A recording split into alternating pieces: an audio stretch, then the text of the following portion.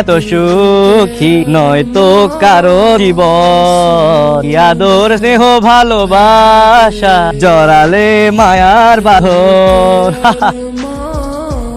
এই তোমরা এখানে কেন? হ্যাঁ, ঘরের মধ্যে দুই দুইটা বউ রেখে তুই গাছের মধ্যে বইবা গান গাইতেছো না? সাহস তো কম না? ঘরে দুই দুইটা বউ রেখে পালাইছো। এই আমি গাছের উপরে থাকবো না, গাছ থেকে নামবো না, আমি সারাদিন এনেই বই থাকবো। যাও। শান্তি, হ্যাঁ? দুইটা বিয়ে করার পর তুই আরেকটা বিয়ে করতে চাইছস। দুই বই দিয়ে তো শখ মিটে নাই, হ্যাঁ? আজকে বাড়ি তোর চামড়া ছিঁড়ে আমি ডুগডুগি বাজাবো না। আমি নামবো না। আমি এই গাছ থেকে সারাদিনও নামবো না, আমি এই জায়গায় থাকবো। তোমরা আমার একটু শান্তিতে থাকতে দাও। যাও, তোমার দোহাই লাগে, যাও যাও যাও। কেমনে নামাইতে হয় তা আমাদের খুব ভালো করে জানাস। ঢিল মারো তো, ঢিল মেরে ওর মাথা ফাটা ফেলো।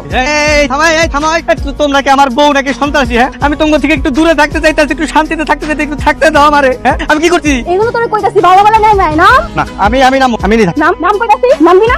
এই এলা কই ওরে বাবা রে। না এই নামতেছি, আমি নামতেছি। পালাবি না। এই, ছোট ছোট ঘর। ওরে বাবা রে। এই দাঁড়া দাঁড়া কইতাছি ধরতে পারা তোর খবর আছে খানা। ও বাবা গো, আমার মাফ করে দাও, আমার ভুলে গেছে। আমি তোমাকে ছাইরা যাবো না, আমি তোমার কাছে থাকবো। আসো, আমার বাঁচাও লাগো, আমার বাইরে লাগো। একদম স্তরে বাসাতে কি হইব না বুঝছ নাই? আজকে বাড়িতে যা তোর যে কি করে পায়ের মধ্যে শিকল মেন্দারা আর বড় ওরে গ্রামবাসী, এটা কই আসো, আমার বাঁচাও।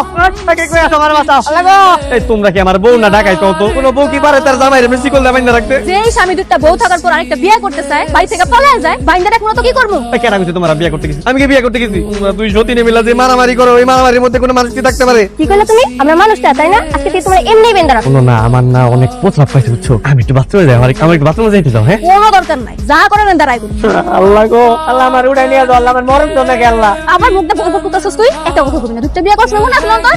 কোন পাপের কারণে যে এই বেটারে বিয়ে করছিলাম আমার জীবনটা পুরো শেষ করে দিল। শোনাবো লক্ষ্মী সোনা, আমার শোনাবো, আমার ছাইড়া দাও। শোনাবো লক্ষ্মী বউ ওই হারামজাদা যখন আরেকটা বিয়ে করছো আমার রেখা তখন তোর মাথা মুছা ছিল না?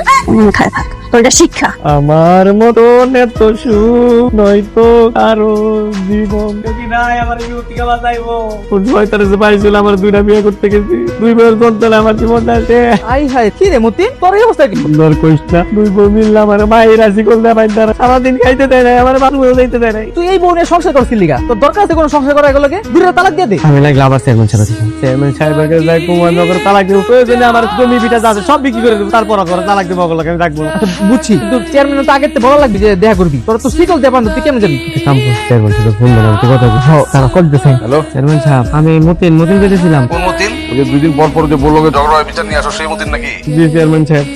আপনার কাছে একটা বিচার আছে, আমার বউ করে একটা বিচার করতে হবে। ওরে বাবারে, মাপতে তো তগো বিচার আমি করতে পারবো না। তোরা খুবই খারাপ মানুষ। তগো বিচার করতে গেলে নিজের মান সম্মান থাকে না। চেয়ারম্যান সাহেব, শেষবারের মতো আপনার পায়ে ধরতেছি, আমার কথাটা রাখেন চেয়ারম্যান।